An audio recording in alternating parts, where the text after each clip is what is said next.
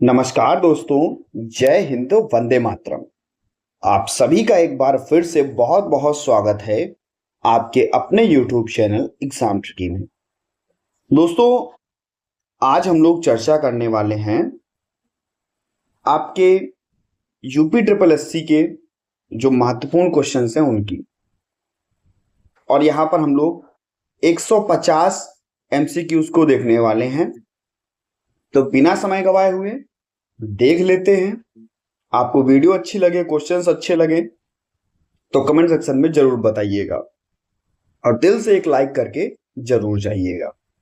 बात करते हैं। सबसे पहला क्वेश्चन आरपीडब्ल्यूडी अधिनियम से लिया गया, कह रहा है कि दीर्घकालिक तंत्रिका दशाओं यानी कि क्रॉनिक न्यूरोलॉजिकल कंडीशन का एक उदाहरण है।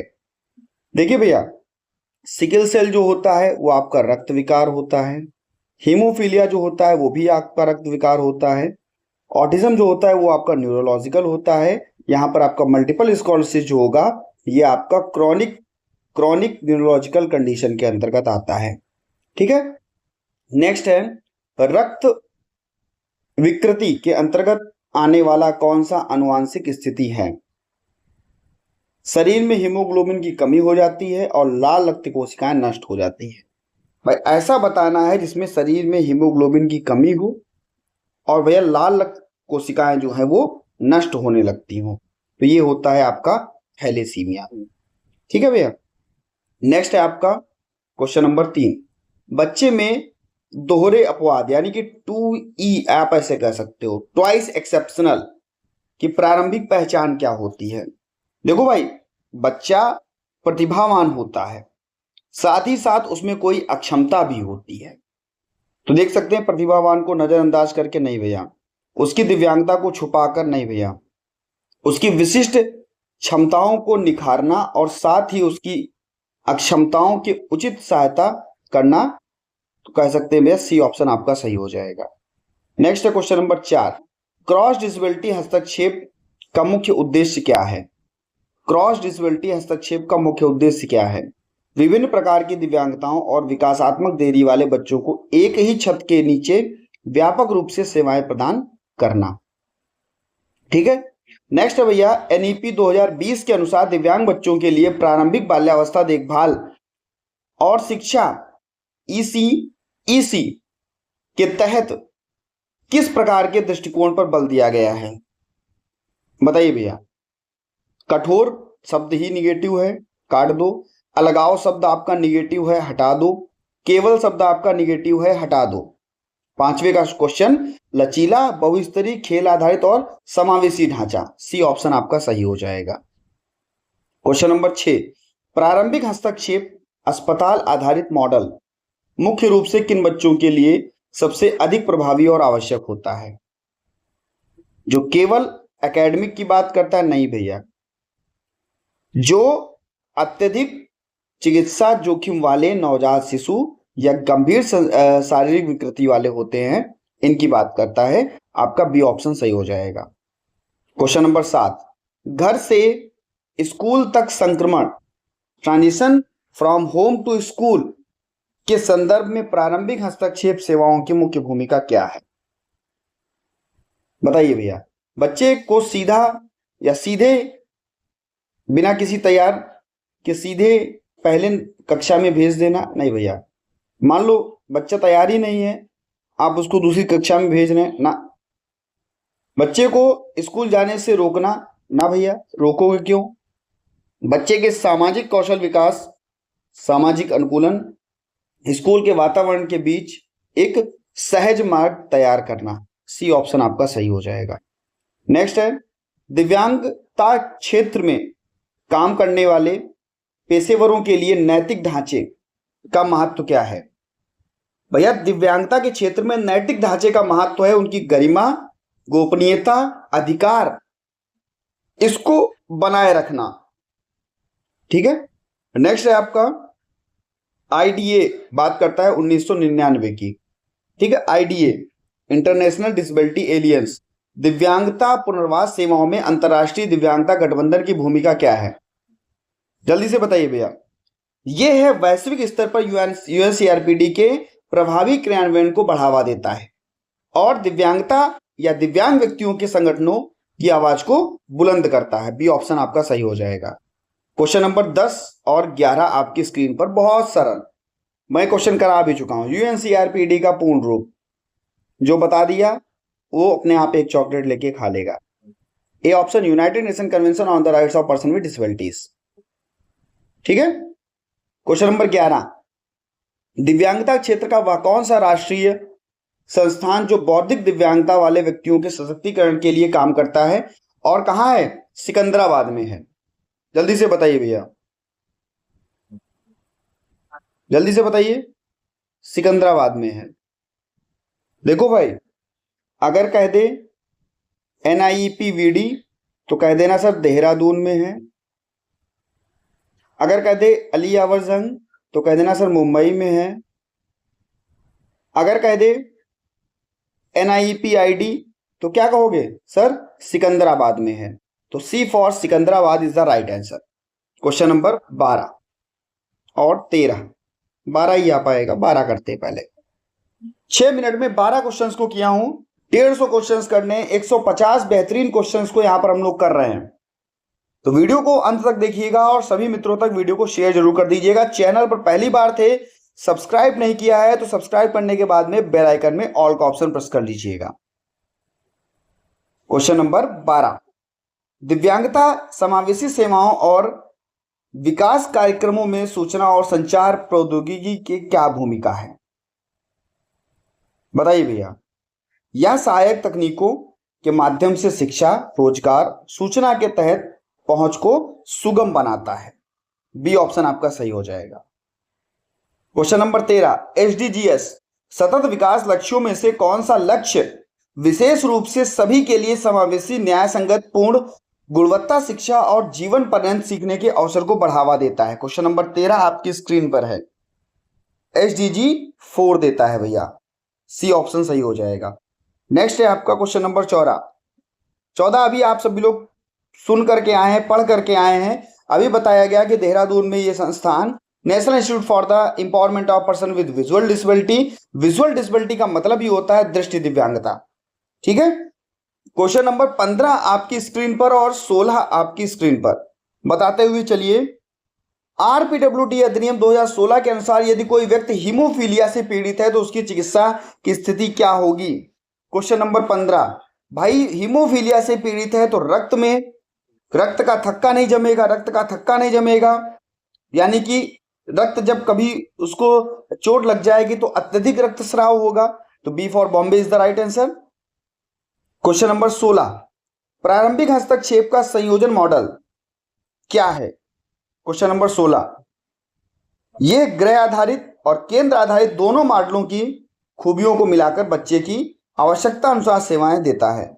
ठीक है। क्वेश्चन नंबर 17 आपकी स्क्रीन पर, कौन सा अंतरराष्ट्रीय निकाय मुख्य रूप से बच्चों के स्वास्थ्य, शिक्षा और अधिकारों पर काम करता है? दिव्यांग बच्चे भी शामिल हैं इसमें। 17 नंबर, 17 का सी, यूनिसेफ। ठीक है भैया। नेक्स्ट है क्वेश्चन नंबर 18, ISLRTC आप सभी को पता है, Indian sign language research and training centre कहां पर है? नई दिल्ली में है। नई दिल्ली में है तो साइन लैंग्वेज के लिए है, यानी कि ISL के लिए भारतीय सांकेतिक भाषा और अनुसंधान और प्रशिक्षण के लिए है। नेक्स्ट क्वेश्चन नंबर 19, दिव्यांगता पुनर्वास के संदर्भ में CBR कम्युनिटी बेस्ड रिहैबिलिटेशन में WHO का क्या दृष्टिकोण है? क्वेश्चन नंबर 19, स्थानीय संगठनों और सामुदायिक भागीदारी के माध्यम से दिव्यांग व्यक्तियों का सामाजिक आर्थिक समावेशन सुनिश्चित करना। नेक्स्ट है भैया क्वेश्चन नंबर 20 आपकी स्क्रीन पर, मानसिक रुग्णता और बौद्धिक दिव्यांगता के बीच मुख्य अंतर। क्वेश्चन नंबर 20 करवा भी चुका हूं भैया। अरे एक क्या करता है, एक मनोदशा होती है, सोचने के समझने पे डिपेंड करती है, एक क्या होती है, IQ पर डिपेंड करती है। नेक्स्ट है क्वेश्चन नंबर 21, UNCRPD के बारे में पूछ रहा है और NIMHR के बारे में पूछ रहा है। UNCRPD के बारे में आपको बहुत अच्छे से पता है, 2007, और NIMHR कहां पर है तो आप कहोगे सर सीहोर मध्य प्रदेश में है। जल्दी से बता दो भैया, मुंबई में कौन सा राष्ट्रीय संस्थान है और आपका कोलकाता में आपका कौन सा राष्ट्रीय संस्थान है? दोनों को कमेंट सेक्शन में छाप दो। क्वेश्चन नंबर 23, प्रारंभिक हस्तक्षेप सेवाओं के आयोजन में EC early childhood care and education जैसे आंगनवाड़ी या प्री स्कूल की भूमिका। क्वेश्चन नंबर 23, जल्दी से बताइए भैया। क्वेश्चन नंबर 23,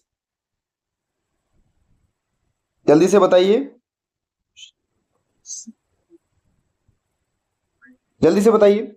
समावेशी वातावरण में स्क्रीनिंग, प्रारंभिक स्क्रीनिंग, खेल आधारित हस्तक्षेप और समावेशन की नींव को बढ़ाना। ठीक है, क्वेश्चन नंबर 24 आपकी स्क्रीन पर है।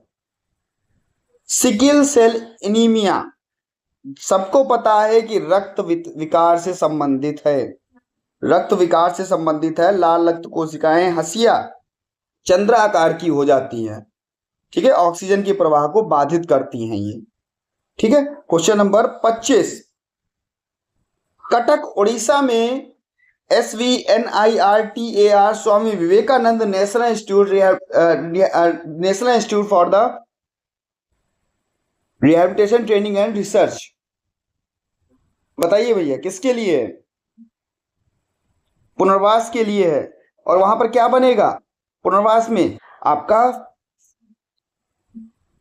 अस्थि दिव्यांगता और जो मस्कुलर दिव्यांगता होती है इसके पुनर्वास के लिए होता है। 25 का सी। 26 नंबर, प्रारंभिक हस्तक्षेप में अभिभावकों के प्रशिक्षण की आवश्यकता क्यों होती है? ताकि जो भी माता पिता हो पेशेवरों को बता सकें कि बच्चा क्या कर लेता है, क्या नहीं कर लेता है, घर पर कैसे हस्तक्षेप करना है, और पेशेवर भी उनको बता सकें। नेक्स्ट है भैया, बहुदिव्यांगता से पीड़ित बच्चों के मूल्यांकन के लिए किस प्रकार की टीम की आवश्यकता होती है? भाई सबको ले आओ, मनोवैज्ञानिक ले आओ, थेरेपिस्ट ले आओ, विशेष शिक्षक ले आओ, सबको ले आओ। नेक्स्ट है क्वेश्चन नंबर 28, संयुक्त राष्ट्र विकास कार्यक्रम UNDP दिव्यांगता क्षेत्र में मुख्य रूप से किस प्रकार का योगदान देता है? 28 नंबर, नीतियों, विकास कार्यक्रमों, गरीबी उन्मूलन और आजीविका के अवसर के समावेशन को बढ़ावा देना। क्वेश्चन नंबर 29, चेन्नई में स्थित NIEP MD राष्ट्रीय संस्थान का फोकस, भाई MD है यानी कि मल्टीपल डिसेबिलिटी पर होगा। ठीक है, आगे बात करते हैं भैया क्वेश्चन नंबर 30 की। कह रहा है प्रारंभिक पहचान के संदर्भ में विकासात्मक मील के पत्थर यानी कि डेवलपमेंटल माइलस्टोन का क्या मतलब है?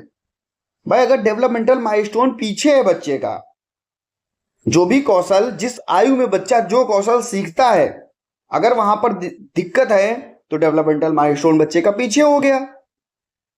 यहां पर एक निश्चित आयु में, आयु सीमा में बच्चों द्वारा सीखे जाने वाले अपेक्षित कौशल, ठीक है, बोलना चालना। नेक्स्ट क्वेश्चन नंबर 31, यूनेस्को का सालामांका घोषणा पत्र 1994 की बात करता है। 31 कहता है समावेशी शिक्षा और सिद्धांतों के विकास के लिए था। क्वेश्चन नंबर 32, पार्किंसंस रोग RPWD के तहत किस श्रेणी में रखा गया? 32, पार्किंसंस रोग जो था वो दीर्घ तंत्रिका तंत्र यानी कि क्रॉनिक न्यूरोलॉजिकल कंडीशन के अंतर्गत रखा गया।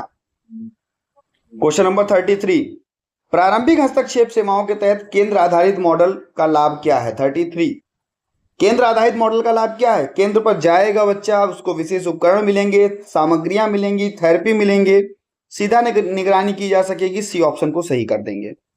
34 की बात करते हैं, दिव्यांगता पुनर्वास के क्षेत्र में नैतिक सिद्धांतों के तहत स्वायत्तता का अर्थ क्या है? 34, दिव्यांग व्यक्ति की स्वयं की इच्छा, पसंद और अपने जीवन के निर्णय के लिए अधिक का सम्मान करना। 35, कोलकाता में स्थित NILD national institute for locomotor disability. 35 भाई लोकोमोटर डिसेबिलिटी से संबंधित है तो चलन दिव्यांगता से संबंधित होगा और आपका ए ऑप्शन जो है वो बिल्कुल सही हो जाएगा। 36 आपकी स्क्रीन पर भैया, प्रारंभिक हस्तक्षेप में स्क्रीनिंग टूल की मुख्य विशेषता क्या होगी? बिना समय गवाए हुए क्वेश्चंस कराए, यानी बैक टू बैक क्वेश्चन, आपको समझने का भी, सोचने का भी मौका नहीं दिया जा रहा है कि अगला क्वेश्चन आपकी स्क्रीन पर आ रहा है, तो सोचिए और सुपर फास्ट तरीके से कीजिए। खास करके यूपी ट्रिपल एससी जो पेपर देने जा रहे हैं, सारी वीडियो जितने भी अपलोड की गई हैं आप लोग देख करके जाइएगा, बहुत ज्यादा समय नहीं लगेगा। बहुत सारे अच्छे और सरल क्वेश्चंस को कराया गया है, बाकी तो आपने अच्छी तैयारी की ही है, ठीक है। वे सरल, त्वरित, उपयोग में आसान और बड़े पैमाने पर बच्चों की जांच करने में सक्षम होने चाहिए, ठीक है। एमडीजीएस की बात करता है और एसडीजीएस की बात करता है, इसमें मुख्य अंतर क्या है, ठीक है, बताइए जल्दी से। एमडीजीएस में दिव्यांगता का स्पष्ट उल्लेख नहीं था, जबकि एसडीजीएस में किसी को भी पीछे ना छोड़े के तहत दिव्यांग व्यक्तियों के स्पष्ट समावेशन की बात करता है। बात करते हैं 38 की। अली यावर जंग सबको पता है भैया, मुंबई में, ठीक है, मुंबई में। 39 दीर्घकालिक तंत्रिका दशा के अंतर्गत आती है, जल्दी से बताइए। 39 जल्दी से बताइए। अल्जाइमर रोग। नेक्स्ट है आपका दोहरे अपवाद, two E twice exceptional children की बात करता है। वाले बच्चों की पहचान में सबसे बड़ी चुनौती क्या होगी? उनकी दिव्यांगता उनकी प्रतिभा को छुपा देती है या उनकी प्रतिभा उनकी दिव्यांगता को ढक लेती है? A option. क्योंकि होता क्या है, बच्चा जो होता है विशेष होता है, यानी कि हम कह सकते हैं कि प्रतिभावान होता है और उसमें फिर भी कोई ना कोई क्षमता होती है। 31 आपकी स्क्रीन पर है भैया, सॉरी 41, जल्दी से बताइए भैया। प्रारंभिक हस्तक्षेप में अभिभावक पेशेवर साझेदारी का सबसे सकारात्मक परिणाम क्या होता है? देखो भाई, जब बच्चे का विकास हम सुनिश्चित करते हैं तो अभिभावक को भी और प्रोफेशनल को भी, दोनों को एक साथ में मिलकर के काम करना पड़ता है, एक लक्ष्य को निर्धारित करना पड़ता है। घर और केंद्र दोनों जगह पर सहयोग बच्चे को मिलता है भाई। जब पेशेवर क्या करेगा, पेरेंट्स को बताएगा, पेरेंट्स क्या करेंगे, पेशेवर को बताएंगे, और दोनों एक साथ में मिलकर के काम करेंगे। नेक्स्ट है पंडित दीनदयाल उपाध्याय कहां स्थित है भैया? नई दिल्ली। नेक्स्ट बात करते हैं क्वेश्चन नंबर 43, दिव्यांगता समावेशन में आईसीटी के उपयोग का सबसे बेहतर उदाहरण। देखो भाई, आईसीटी सबसे बेहतर उदाहरण क्या है? AAC, argumentative and alternative communication. जो बच्चे नॉन वर्बल होते हैं उनके लिए सबसे बेहतर यही होता है, ठीक है। नेक्स्ट है 44 आ गया आपका स्क्रीन पर। प्रारंभिक पहचान की प्रक्रिया में निम्नलिखित में से कौन सा प्रथम पंक्ति के प्राप्तकर्ता के रूप में कार्य करता है? 44 कहेंगे माता पिता, आंगनवाड़ी कार्यकर्ता और प्राथमिक विद्यालय के शिक्षक। आरपीडब्ल्यूडी के तहत दिव्यांगता के शिकार व्यक्तियों को मिलने वाले कानूनी अधिकार को शामिल किया है, जल्दी से बताइए। 45 हाई सपोर्ट नीड में, भाई मल्टीपल डिसेबिलिटी है, उन बच्चों को बहुत ज्यादा सपोर्ट की जरूरत होगी, बहुत ज्यादा सपोर्ट की उनको नीड होगी, विशेष सुरक्षा की नीड होगी, विशेष सहायता की नीड होगी। नेक्स्ट है आपका SDGs 10 मुख्य रूप से असमानताओं को कम करने की बात करता है। इसमें दिव्यांग व्यक्तियों के संदर्भ में क्या शामिल है? 46 उनकी सामाजिक, आर्थिक और राजनीतिक भागीदारी को बढ़ावा देकर के असमानता को दूर करना। 47 क्रॉस डिसेबिलिटी दिव्यांगता का सबसे बड़ा प्रशासनिक और व्यवहारिक लाभ क्या है? 47 ये क्या है भैया? क्रॉस डिसेबिलिटी की बात करता है या संसाधनों के दोहरेपन को रोकना और एक ही स्थान पर विशेषताओं या विशेषज्ञताओं का सर्वोत्तम उपयोग करना सुनिश्चित करता है। 48 दिव्यांगता के क्षेत्र में मानव संसाधन विकास के अंतर्गत कौन सी नैतिक संहिता का उल्लंघन निम्नलिखित में से कौन सा है? जल्दी से बताइए। नैतिक संहिता का उल्लंघन, माता पिता की सहमति के बिना बच्चे की संवेदनशील तस्वीरों को, जानकारी को दूसरे से साझा करना, ठीक है। नेक्स्ट है 49 आपकी स्क्रीन पर। घर से स्कूल तक संक्रमण योजना बनाते समय निम्नलिखित में से किस कारक को ध्यान रखने की आवश्यकता होती है? 49 बच्चे की वर्तमान क्षमता, नई कक्षा का वातावरण, वहां के शिक्षकों का संवेदीकरण। बी ऑप्शन लगा दो भैया। WHO के द्वारा ICF international classification of functioning disability and handicap model का मुख्य फोकस क्या है? जल्दी से बताइए। 50 नंबर क्वेश्चन, 50 क्वेश्चंस को हम लोग करने वाले हैं, इसके बाद 51 से नए क्वेश्चन स्टार्ट होने वाले हैं भैया। जल्दी से बताइए। व्यक्ति की बीमारी के बजाय उसकी कार्यक्षमता, पर्यावरण और सामाजिक भागीदारी के अंतर संबंधों पर ध्यान केंद्रित करना। 51 की बात करते हैं यहां पर, और बात करते हैं मल्टीपल स्क्लेरोसिस किस प्रकार का विकार है। मल्टीपल स्क्लेरोसिस किस प्रकार का विकार है? तो यह केंद्रीय तंत्रिका तंत्र यानी कि मस्तिष्क और रीढ़ की हड्डी की प्रतिरक्षा का विकार होता है। ठीक है, बी ऑप्शन आपका हो जाएगा। नेक्स्ट हम बात करते हैं थैलेसीमिया से पीड़ित बच्चे के शरीर पर इसका क्या प्रभाव पड़ता है। भाई अगर बच्चा थैलेसीमिया से पीड़ित है तो क्या प्रभाव पड़ेगा? हीमोग्लोबिन का असामान्य उत्पादन नहीं होता, इसमें बार बार बच्चे को रक्त चढ़ाना पड़ता है। ठीक है, नेक्स्ट हम बात करते हैं दोहरे अपवाद, ट्वाइस एक्सेप्शनल की बात करता है, 2E की बात करता है, वाले बच्चों की विकासात्मक आवश्यकताओं को पूरा करने के लिए किस प्रकार की शिक्षण रणनीति सबसे प्रभावी है? 53 जल्दी से बताइए। विभेदित निर्देशन जो उसकी क्षमता के अनुसार चुनौती दे। ठीक है, ये आपका सबसे इंपॉर्टेंट है। 53 के बाद 54 आपकी स्क्रीन पर है। क्रॉस विजिबिलिटी प्रारंभिक हस्तक्षेप स्थापित करने का मुख्य लाभ क्या है? 54 प्रत्येक दिव्यांगता के लिए अलग शहर में जाने का खर्च बचता है और एक ही स्थान या थेरेपी ऑडियोलॉजिस्ट व विशेष शिक्षक मिल जाते हैं। नेक्स्ट आपका 55 NEP 2020 के अनुसार प्रारंभिक बाल्यावस्था देखभाल और शिक्षा ECEC के तहत दिव्यांग बच्चों की पहचान के लिए शिक्षकों को किस बात का प्रशिक्षण दिया जाना चाहिए? 55 बच्चों की विकासात्मक जो प्रारंभिक चीजें हैं, ठीक है, वहां पर बच्चे को चेतावनी देनी चाहिए, उनके कौशलों को पहचानना चाहिए। नेक्स्ट भैया 55 प्रारंभिक हस्तक्षेप का ग्रह आधारित मॉडल। ग्रह आधारित मॉडल आप सभी को पता है।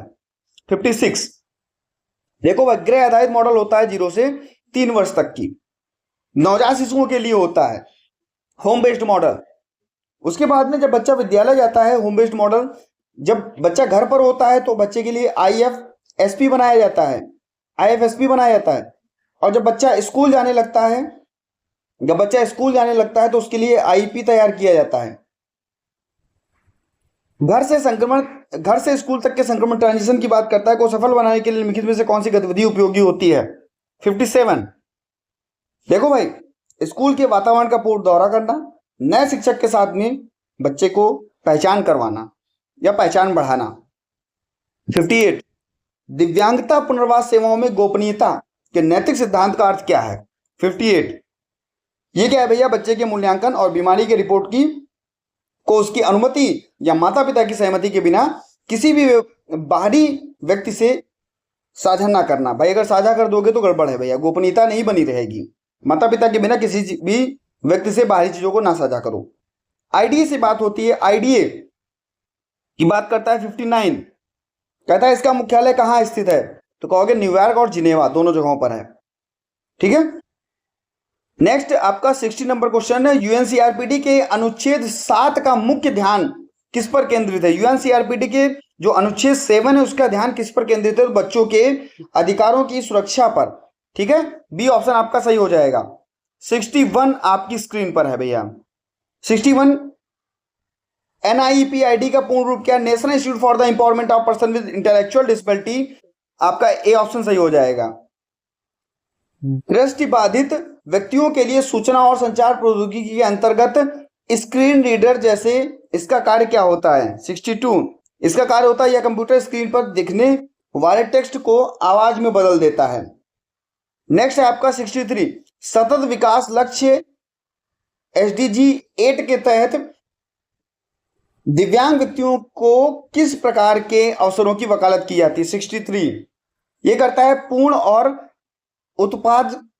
उत्पादक रोजगार और सभी के लिए सभ्य कार्य में समावेशन। 64 की बात करते हैं, देहरादून में आपका राष्ट्रीय संस्थान स्थित है, उसका पूरा नाम क्या है? National institute for empowerment of person with visual disability. ये ऑप्शन आपका सही हो जाएगा। नेक्स्ट भैया RPWD के तहत रक्त विकृति की श्रेणी में कौन सा रोग शामिल नहीं है?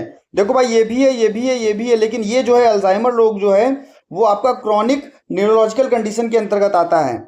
नेक्स्ट है भैया आपका 66 प्रारंभिक हस्तक्षेप का केंद्रीय आधारित मॉडल मुख्य रूप से कहां संचालित होता है? 66 ये होता है आपके विशिष्ट क्लिनिक, पुनर्वास केंद्र, स्कूल, सहायता अस्पताल, ओबीडी। ठीक है भैया। नेक्स्ट है आपका 67 यूनेस्को के अनुसार शिक्षा में समावेशन का अर्थ क्या है?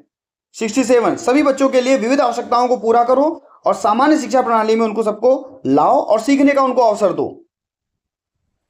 नेक्स्ट है भैया, निम्नलिखित में से कौन सा भारतीय सांकेतिक भाषा आईएसएल शब्दकोश और डिजिटल सामग्री के निर्माण के लिए नोडल एजेंसी है? 68 ये कौन सी आईएसएलआरटीसी आप सभी को पता है कहां पर है भैया? न्यू दिल्ली में है। ठीक है, न्यू दिल्ली में है। और इसको कब स्थापित किया गया था? जल्दी से बताइए, इसकी स्थापना कब की गई थी? विश्व स्वास्थ्य संगठन के अनुसार प्रारंभिक बचपन में किया गया हस्तक्षेप बच्चे के मस्तिष्क के किस गुण का लाभ उठाता है? जल्दी से बताइए। 69 ये उठाता है आपका न्यूरोप्लास्टिसिटी, मस्तिष्क के बदलने और अनुकूलित होने की क्षमता को।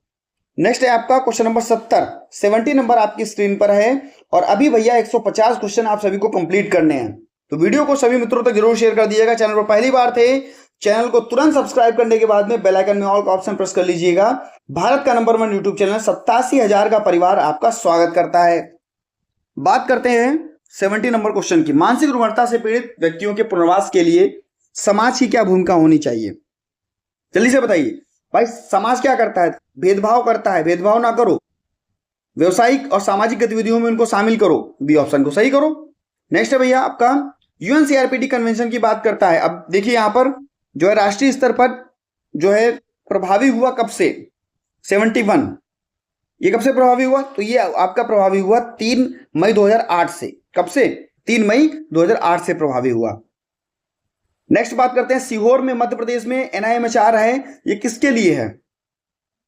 मेंटल हेल्थ के लिए। मेंटल हेल्थ कहां पर है? मानसिक स्वास्थ्य पुनर्वास, बी ऑप्शन।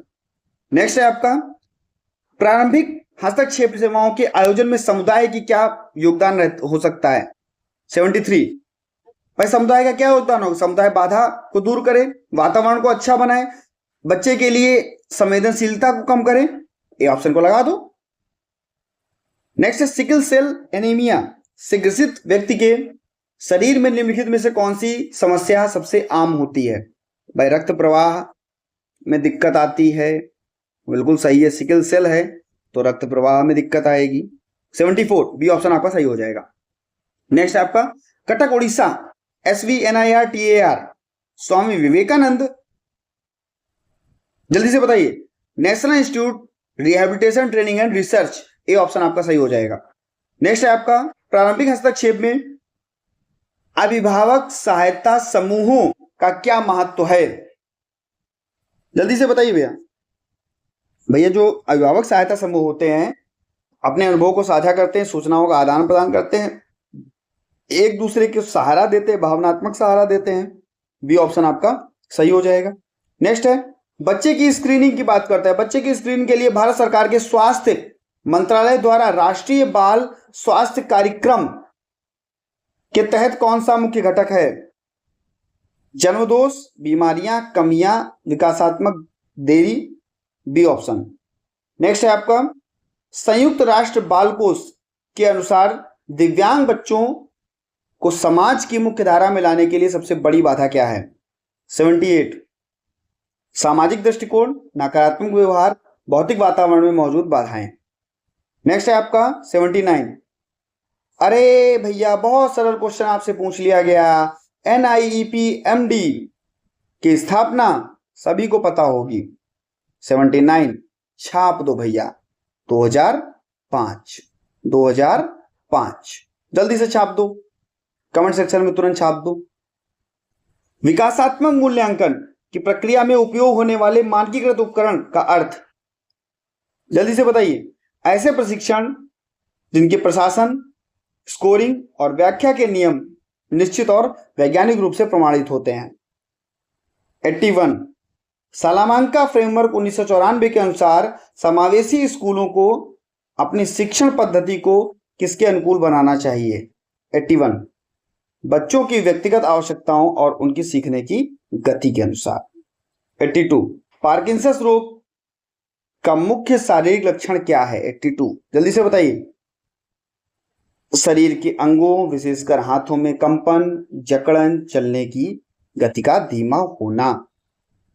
83 प्रारंभिक हस्तक्षेप में संयोजक मॉडल में शामिल हो सकता है। 83 सप्ताह में 2 दिन केंद्र पर थेरेपी सेवा और बाकी दिन माता पिता के द्वारा उसको फॉलो किया जाना, अभ्यास करवाया जाना।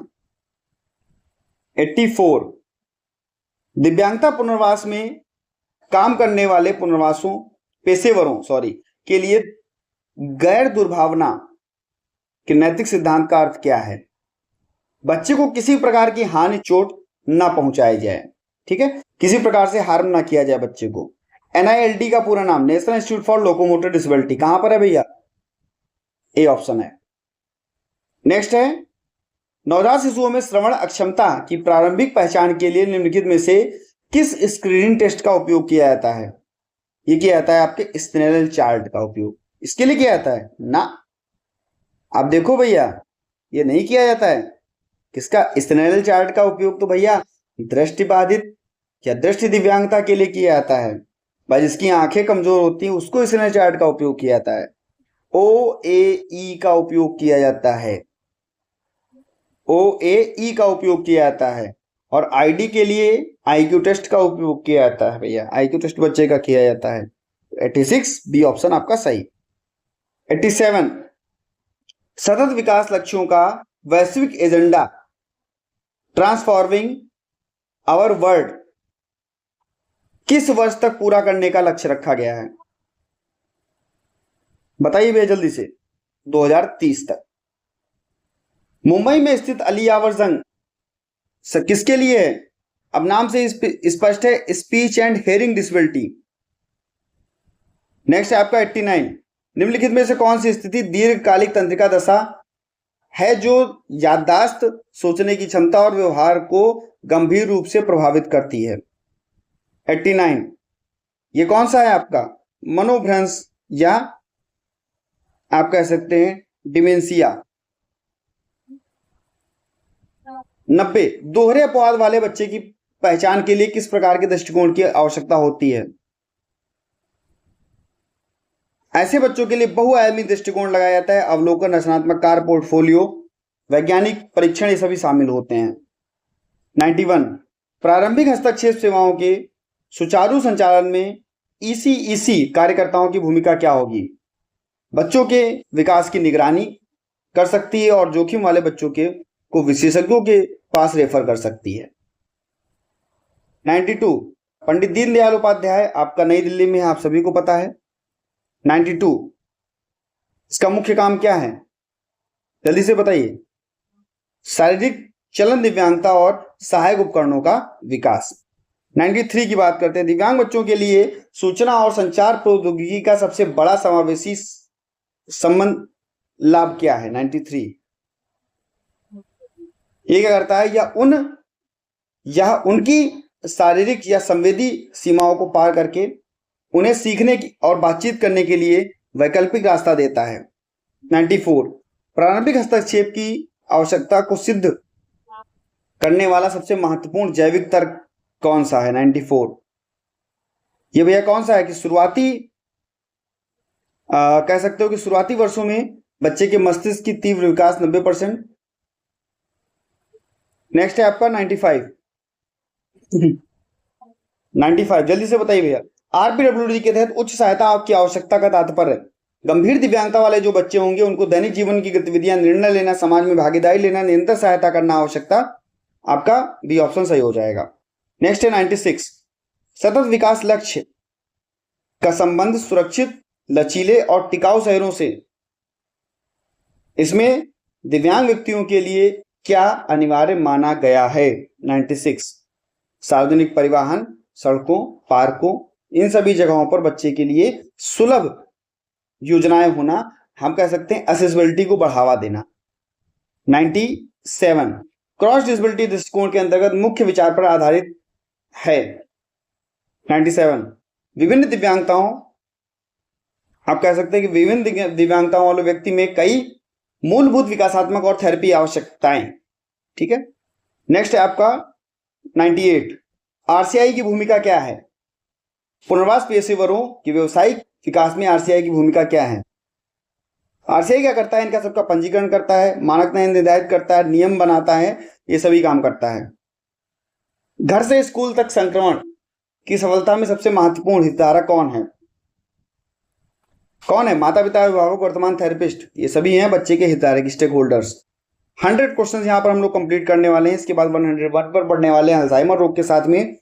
और भैया बता दीजिए कैसा लग रहा है आपको वीडियो, एक बार कमेंट सेक्शन में बता दो, शेयर कर दो, और वीडियो अच्छी लगे तो लाइक कर दो। सब्सक्राइब नहीं किया है अभी तक चैनल को आपने तो सब्सक्राइब कर लो, बेल आइकन में ऑल का ऑप्शन प्रेस कर लो। संयुक्त राष्ट्र बाल कोष के अनुसार प्रारंभिक हस्तक्षेप सेवाओं को समावेशी बनाने के लिए किस प्रकार के दृष्टिकोण को अपनाया गया? मानवाधिकार और बाल केंद्रित आधारित दृष्टिकोण को अपनाया गया। नेक्स्ट है, अल्जाइमर रोग के कारण व्यक्ति के मस्तिष्क में होने वाले परिवर्तन क्या हैं? असामान्य प्रोटीन जमाव के कारण मस्तिष्क की तंत्रिका कोशिकाएं धीरे धीरे नष्ट होने लगती है। 102, रक्त विकृति के अंतर्गत होने वाले हीमोफीलिया रोग का प्राथमिक कारक क्या है? 102, रक्त का थक्का जमने में वाले कारकों, क्लॉटिंग फैक्टर्स, फैक्टर 8, फैक्टर 9 का आनुवांशिक अभाव। दोहरे अपवाद वाले बच्चे के लिए मूल्यांकन करते समय किस उपकरण का उपयोग नहीं किया जाना चाहिए? 103, केवल या एक मानकीकृत एकल गति आधारित लिखित परीक्षा, इसका उपयोग नहीं किया जाना चाहिए। बाकी आप इसका उपयोग करो, इसका करो, इसका करो, कोई दिक्कत नहीं। 104, क्रॉस डिसेबिलिटी प्रारंभिक हस्तक्षेप सेवाओं के सफल क्रियान्वयन के लिए किस प्रकार के पेशेवरों के बीच समन्वय आवश्यक है? 104, ऑडियोलॉजिस्ट, फिजियोथेरेपिस्ट, सभी। नेक्स्ट है आपका 105, राष्ट्रीय शिक्षा नीति के अनुसार समावेशी शिक्षा के विकास के लिए स्कूलों में किस प्रकार के संसाधन केंद्र की स्थापना पर बल दिया गया? 105, ये दिया गया क्रॉस दिव्यांगता प्रशिक्षण, विशेष उपकरण, विशेष सहायता प्राप्त प्रदान करने वाले संसाधन केंद्र। 106, प्रारंभिक हस्तक्षेप का अस्पताल आधारित मॉडल किस स्थिति में सबसे उपयुक्त होता है?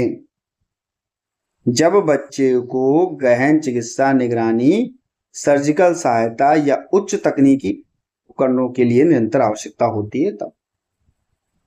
स्कूल से, घर से स्कूल तक का संक्रमण, संवेदनशीलता की बात हो रही है। 107, सामान्य स्कूल के शिक्षकों, कर्मचारियों और साथी बच्चों को दिव्यांग बच्चों की आवश्यकताओं के प्रति जागरूक और संवेदनशील बनाना। 108, दिव्यांगता क्षेत्र में काम करने वाले पुनर्वास सेवा पेशेवरों के लिए सामाजिक न्याय और अधिकारिता मंत्रालय, या कह सकते सामाजिक न्याय के नैतिक सिद्धांत का क्या अर्थ है? 108, बिना भेदभाव के सभी बच्चों को समान अवसर पुनर्वास की सेवाएं प्रदान कराना। 109, इंटरनेशनल डिसेबिलिटी एलियंस वैश्विक स्तर पर किस मुख्य अंतर्राष्ट्रीय दस्तावेज की निगरानी और कार्यान्वयन के लिए संयुक्त राष्ट्र के साथ मिलकर के काम करता है? निःशक्त व्यक्तियों के अधिकार के लिए भैया, ठीक है। और किससे यूएनसीआरपीडी के साथ में। यूएनसीआरपीडी 24 आर्टिकल 24 का मुख्य विषय क्या है? इसका मुख्य विषय है समावेशी शिक्षा का अधिकार। दिव्यांग बौद्धिक दिव्यांगता के क्षेत्र में काम करने वाले राष्ट्रीय संस्थान भारत के किस मंत्रालय के प्रशासनिक नियंत्रण के तहत काम करता है? सामाजिक न्याय एवं अधिकारिता मंत्रालय के तहत। डेफ ब्लाइंड व्यक्तियों के लिए सूचना और संचार प्रौद्योगिकी आईसीटी के अंतर्गत आने वाले रिफ्रेशेबल ब्रेल डिस्प्ले का क्या कार्य है? यह कंप्यूटर स्क्रीन के टेक्स्ट को उभरते हुए ब्रेल डॉट्स में बदल देता है ताकि छूकर पढ़ा जा सके। 103, सतत विकास लक्ष्य का मुख्य उद्देश्य लक्ष्यों के लिए साझेदारी है। दिव्यांगता के क्षेत्र में क्या अर्थ है इसका? इसका अर्थ है सरकार, नागरिक समाज, अंतर्राष्ट्रीय निकायों और निजी क्षेत्रों के बीच समन्वय स्थापित कर दिव्यांग समावेशी विकास को लागू करना। 114 दृष्टिबाधिता जो मुख्यालय है इसका NIPVD का देहरादून में है। मुख्य रूप से इसका इतिहास क्या था, जल्दी से बताइए। सेंट डस्टन हॉस्टल के रूप में इसकी स्थापना की गई थी। विश्व युद्ध के बाद जो है दृष्टि बाधित सैनिकों के लिए पुनर्वास के लिए इसे बनाया गया। सिकल सेल एनीमिया से पीड़ित व्यक्तियों में सामान्य हीमोग्लोबिन के स्थान पर कौन सा असामान्य हीमोग्लोबिन पाया जाता है? ये पाया जाता है आपका हीमोग्लोबिन S, HbS। प्रारंभिक हस्तक्षेप में संयोजन मॉडल के प्रभावी होने का मुख्य कारण क्या है? 116 यह बच्चे को केंद्र पर सामाजिकरण और विशेष थेरेपी का अवसर देता है। यूनेस्को के समावेशी शिक्षा निर्देशानुसार पाठ्यक्रम कैसा होना चाहिए? लचीला होना चाहिए, शिक्षार्थी केंद्रित होना चाहिए, जो सभी बच्चों की विविध आवश्यकताओं को पूरा करे। 118 भारतीय सांकेतिक भाषा अनुसंधान और प्रशिक्षण केंद्र की स्थापना 2015 में की गई। ISRTC की, नई दिल्ली वाले की। 19 विश्व स्वास्थ्य संगठन विकास में देरी की शीघ्र पहचान करने के लिए सबसे महत्वपूर्ण उपकरण क्या है? बच्चे की नियमित निगरानी करना, समय पर स्क्रीनिंग करना। 120 मानसिक रुग्णता के शिकार व्यक्तियों के अधिकारों की सुरक्षा के लिए भारत सरकार द्वारा कौन सा विशिष्ट अधिनियम पारित किया गया जो RPWD एक्ट के साथ पूरक रूप से कार्य करता है? 20 मानसिक स्वास्थ्य देखभाल अधिनियम, मेंटल हेल्थ केयर एक्ट 2017। संयुक्त राष्ट्र के UNCRPD कन्वेंशन पर हस्ताक्षर करने और उसे अनुमोदित करने के बाद भारत सरकार ने इसे इनके प्रावधानों को लागू करने के लिए कौन सा कानून बनाया? ये आपका RPWD 2016। मध्य प्रदेश के सीहोर में स्थित NIMHR मुख्य रूप से किस प्रकार के पाठ्यक्रमों का संचालन करता है? जल्दी से बताइए। मानसिक स्वास्थ्य कार्यक्रम की बात करता है, क्लिनिकल मनोविज्ञान की बात करता है, मानसिक स्वास्थ्य नर्सिंग डिप्लोमा की बात करता है, डिग्री पाठ्यक्रम की बात करता है।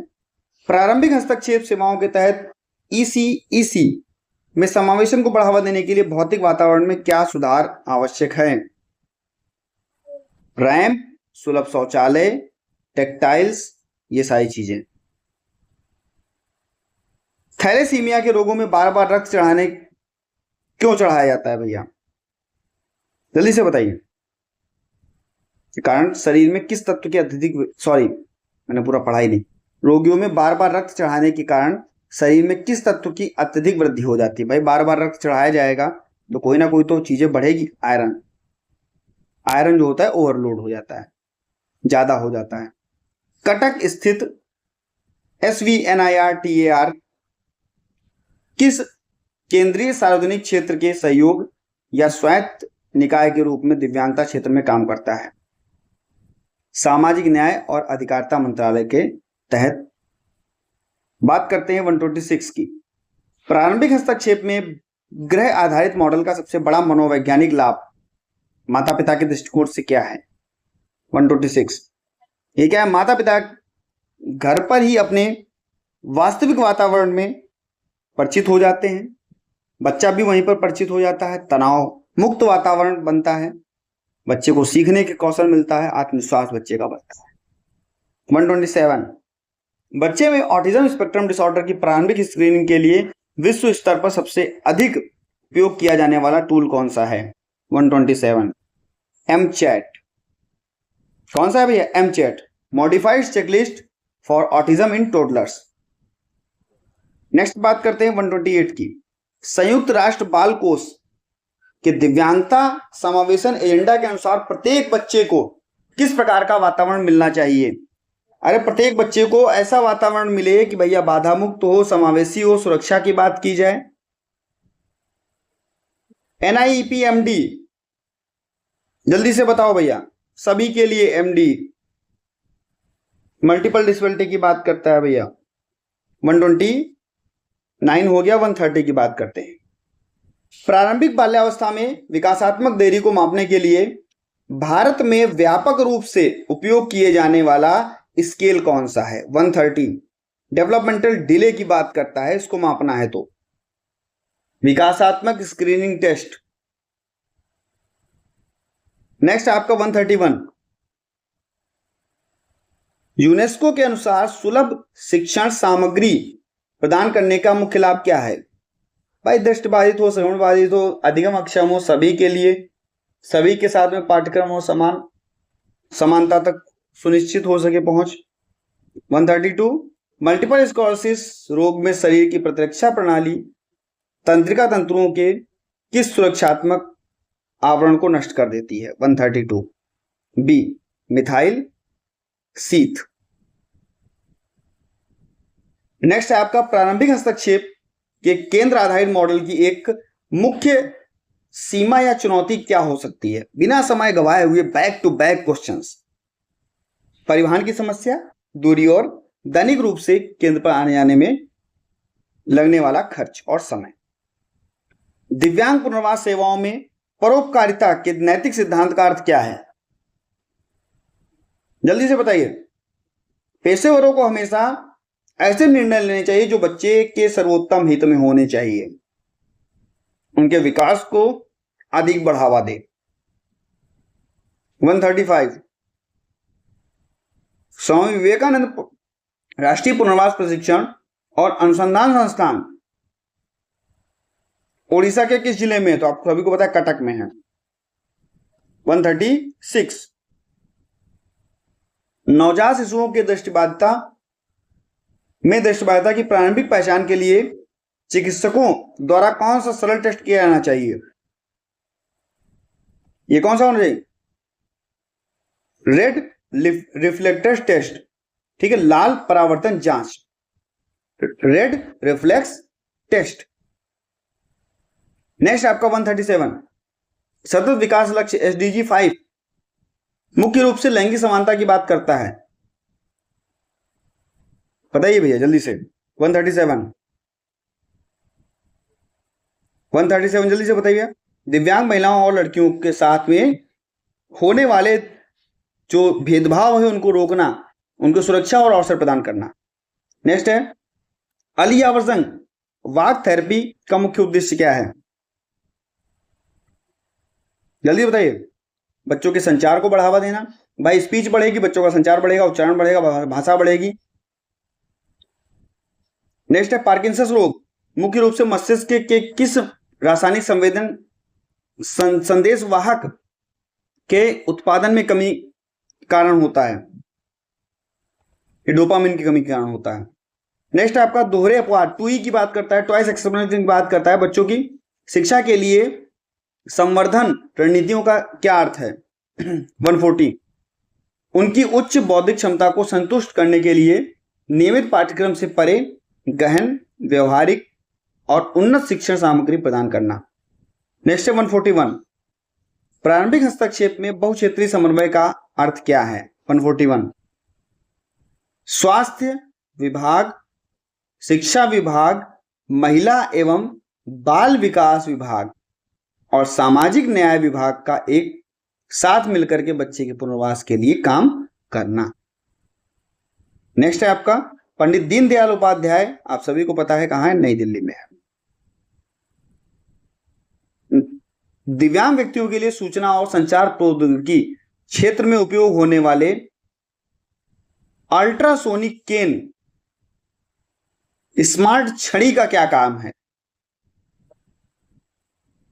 व्हाइट केन, अल्ट्रासोनिक केन, स्मार्ट छड़ी जिसको आप बोल सकते हैं, इसका क्या काम है?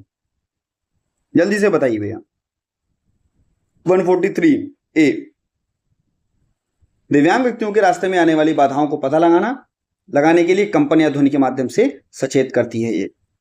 144, प्रारंभिक हस्तक्षेप के अंतर्गत विकासात्मक आयु और जो आपका क्रोनोलॉजिकल होता है, क्रोनोलॉजिकल एज जिसको हम लोग कहते हैं वास्तविक आयु, ठीक है, वास्तविक आयु। क्रोनोलॉजिकल एज को हम लोग क्या कहते हैं, वास्तविक आयु बोलते हैं। में होने पर क्या निष्कर्ष निकलता है, आपको पता है भैया? 144 बी। भाई देखो भाई, अगर वास्तविक आयु कम होगी, विकासात्मक देरी हो सकती है।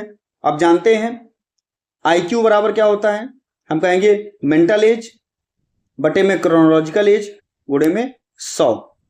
मानसिक आयु वास्तविक आयु गुणे में 100। नेक्स्ट है आपका 145। RPWD के तहत प्रत्येक सरकारी सहायता प्राप्त उच्च शिक्षा संस्थानों के लिए कितने % का आरक्षण? 5% का आरक्षण, बार बार बताया है भैया। सतत विकास लक्ष्य SDG 1 मुख्य रूप से गरीबी उन्मूलन से संबंधित है, दिव्यांगता के संदर्भ में क्यों महत्वपूर्ण है? 146, क्योंकि दिव्यांगता और गरीबी का गहरा संबंध है। दिव्यांगता के कारण आजीविका के अवसर कम होते हैं, जिससे गरीबी बढ़ती है और गरीबी के कारण उचित पोषण पुनर्वास नहीं मिल पाता। 147 क्रॉस डिसेबिलिटी प्रारंभिक हस्तक्षेप सेवाओं के तहत प्रारंभिक संचार कौशल का प्रशिक्षण किन बच्चों को दिया जा सकता है? 147 ये कौन से होंगे? ऑटिज्म होंगे, डाउन सिंड्रोम होंगे, सारे के सारे बच्चे होंगे। नेक्स्ट है आपका RCI, सबको पता है 1992, ये लगाओगे ना? हाँ। नेक्स्ट है आपका 149 घर से स्कूल का संक्रमण प्रक्रिया के दौरान बनाई जाने वाली संक्रमण प्रोफाइल में क्या दर्ज होता है? 149 बच्चों की ताकत, थेरेपी की आवश्यकता, सफल रणनीतियां, अनुकूलित संबंधी जानकारियां, ठीक है, ये सारी चीजें। बात करते हैं 150। और कैसा लगा आपको वीडियो जरूर बताइएगा। मात्र 52 मिनट में आपको 150 क्वेश्चंस करवाए गए बैक टू बैक बिना समय गवाए हुए। बात करते हैं संयुक्त राष्ट्र विकास कार्यक्रम के अनुसार दिव्यांगता समावेशी आपदा जोखिम न्यूनीकरण का क्या अर्थ है? आपदाओं जैसे बाढ़, भूकंप के समय राहत और बचाव कार्यों में दिव्यांग व्यक्तियों की सुरक्षा और आवश्यकताओं को प्राथमिकता देना। तो कैसा लगा आपको जरूर बताइएगा। बने रहिएगा आपके अपने चैनल एग्जाम ट्रिकी पर, और सभी भाइयों तक एक बार वीडियो को शेयर कर दीजिएगा। धन्यवाद दोस्तों।